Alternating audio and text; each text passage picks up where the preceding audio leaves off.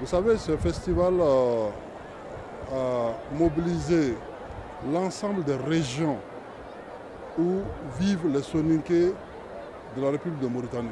Toutes les régions y ont participé. En plus des régions, il y a les participants de plus de 15 pays. Donc venus de l'extérieur, on est aux alentours de 2000 personnes qui ont pris des avions, des bus pour converger sur Nouakchott. Ce qui fait que la mobilisation intérieure et celle de la diaspora a battu en tout cas tous les records du festival jusqu'à cette date-là. Donc nous nous réjouissons en tout cas de cette grande mobilisation et pouvons même remercier la partie mauritanienne en tout cas pour avoir reçu ce challenge. Juste après l'ouverture, nous avons aussi assisté à des débats thématiques. Des débats thématiques à tout égard. Il y a eu un débat sur la question migratoire, la migration d'hier à aujourd'hui et l'impact de cette migration sur notre pays. Je pense que ça a été un débat intéressant. Mais ce qui préoccupe l'ensemble des festivaliers au moment de ce débat-là, c'est de voir encore aujourd'hui les jeunes aller mourir dans le désert ou dans les océans. Ça, c'est vraiment regrettable.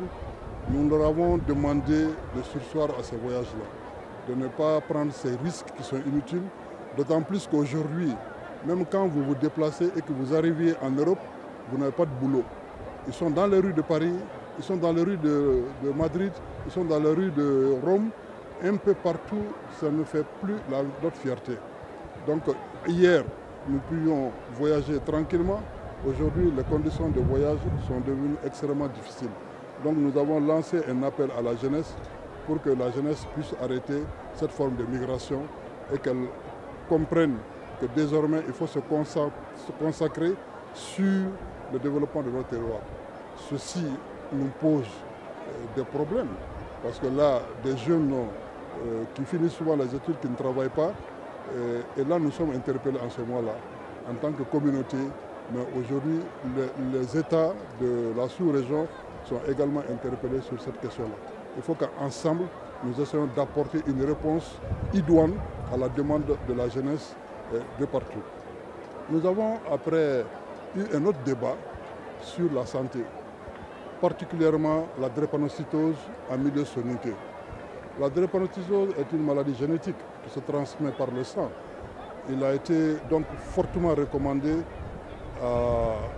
aux différentes personnes qui se marient, d'abord de procéder aux prises de sang, de voir quel est leur statut à ce niveau-là, pour que vraiment en se mariant, qu'on ne contribue pas à faire des enfants malades à la naissance. Donc là aussi, ça a été un débat très houleux, mais un débat très instructif parce que ce que les gens ne savaient pas l'ont compris et beaucoup se sont engagés que désormais, avant de se marier, on va faire cela. Il a été aussi recommandé à toutes les femmes, une fois que les enfants naissent, de procéder aux prises de sang et de voir comment donc, on peut aider les enfants à ne pas être malades à la naissance. Nous avons abordé un thème qui avait été amorcé à Banjul en 2020. Ce thème, c'était la création de la Banque de Ouagadougou. La Banque de Ouagadougou se veut une banque d'investissement, surtout des projets qui seront portés par la jeunesse dans sa globalité, mais singulièrement par la jeunesse soninké. Nous avons remarqué effectivement depuis beaucoup d'années que les jeunes veulent rester sur place, ils sont porteurs de projets, mais les projets, pour être financés au niveau des institutions financières, c'est la croix et la bannière. Donc c'est des difficultés énormes auxquelles les gens sont confrontés. Nous avons donc estimé que dès maintenant, en mettant en place une telle banque qui est ouverte à tous les partenaires possibles, mais vraiment pour privilégier l'investissement, surtout les projets portés par les jeunes. Comme par exemple que nous avons voulu donner, nous avons aussi parlé de l'agrobusiness. L'agrobusiness, c'est dire autrement que la terre ne ment pas.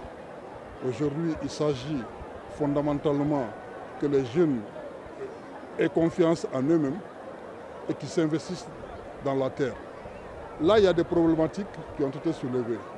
La première problématique, elle est d'ordre foncier. Il faut que femmes et jeunes, que les gens aient accès à la terre. Donc l'accès à la terre, une fois qu'on a une portion de terre sur laquelle on peut s'investir, il a été fortement recommandé aussi que les jeunes soient formés. Parce qu'aujourd'hui, l'agriculture n'est plus comme l'agriculture d'avant. Aujourd'hui, il faut vraiment être formé dans le domaine de l'agriculture qui vous intéresse pour que vous puissiez vous produire suffisamment là-dessus.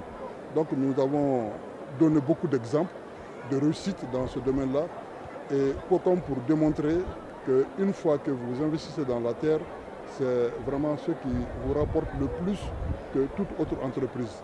Nous avons tenu à rappeler aux autorités nationales aussi de veiller surtout en ce qui concerne la problématique foncière, que les multinationales ne viennent pas s'arroger nos terres. Et parce que lorsqu'elles viennent, elles s'accaparent de nos terres. Elles produisent des choses, mais pas qui soient destinées à nous, mais à leur pays, à l'importation. Donc ça aussi c'est une préoccupation parce que certains ont apporté des témoignages de Chinois qui commencent à s'intéresser à ça, d'autres peuples qui viennent de très loin pour produire chez nous. Là aussi, il faudrait vraiment que les autorités veillent là-dessus. Dans son ensemble, nous avons tous apporté des preuves, comme quoi, en s'investissant dans la terre, c'est ça le meilleur investissement que nous pouvons faire. Nous avons aussi assisté à une conférence qui s'est déroulée fondamentalement sur nos ancêtres les pharaons. Nos ancêtres les pharaons, c'était un moment pathétique parce que les conférenciers ont démontré qu'effectivement les pharaons sont à l'origine de la civilisation presque universelle et que ces pharaons sont des soninké.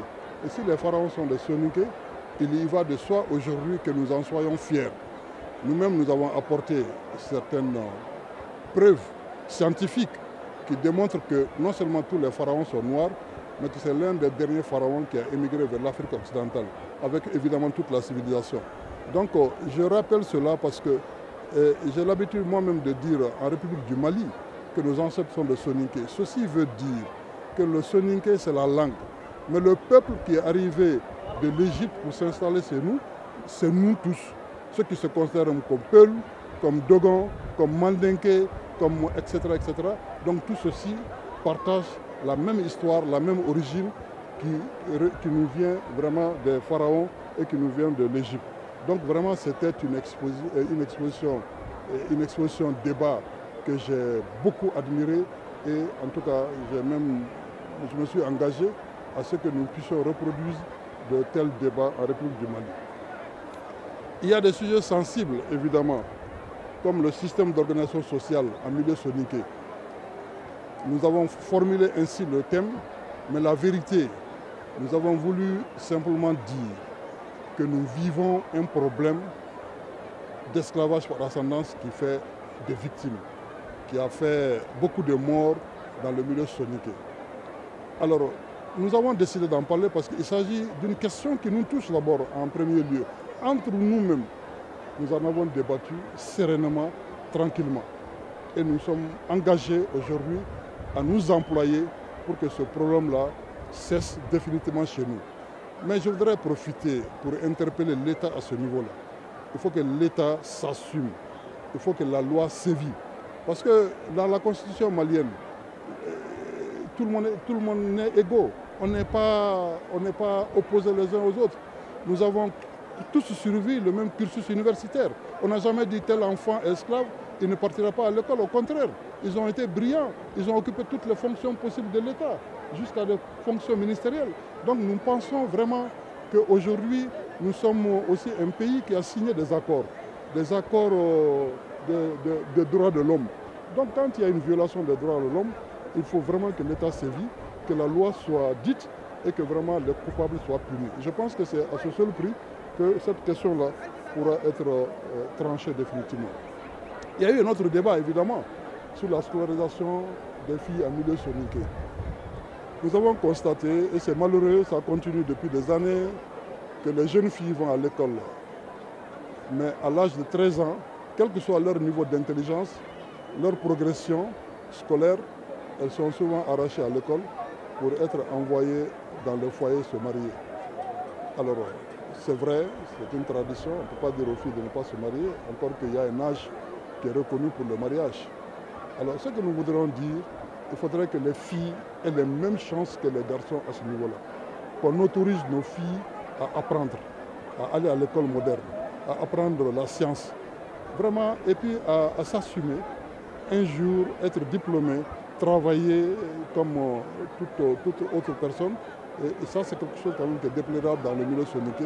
C'était un appel qu'on a lancé à l'ensemble des parents pour ce faire. Et je pense que là, la cause est bien entendue parce qu'aujourd'hui déjà, on peut le dire, dans beaucoup de nos familles, les filles commencent à aller à l'école, elles commencent à briller. On a même eu des soninké, des femmes soninké qui ont été ministres dans les différents gouvernements, au Mali comme ailleurs. Donc ça aussi c'était un débat très très intéressant, mais surtout beaucoup de sensibilisation auprès de papas comme auprès de mamans pour que ce problème-là puisse être pris en charge définitivement. Nous avons fini par des expositions. Vous savez, il y a deux volets à ce niveau-là. Il y a les productions artistiques et culturelles qui se sont déroulées toutes les nuits.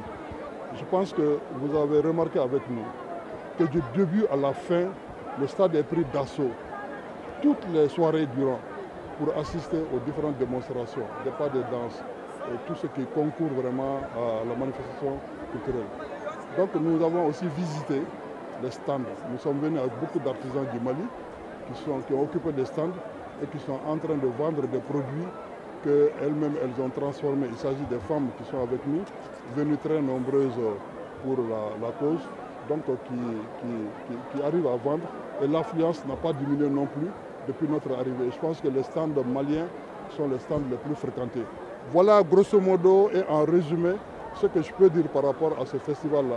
Je ne peux qu'être fier de ce que nous avons vécu. En tous les cas, et vous aussi, je vous remercie, en tout cas pour ce concours très précieux.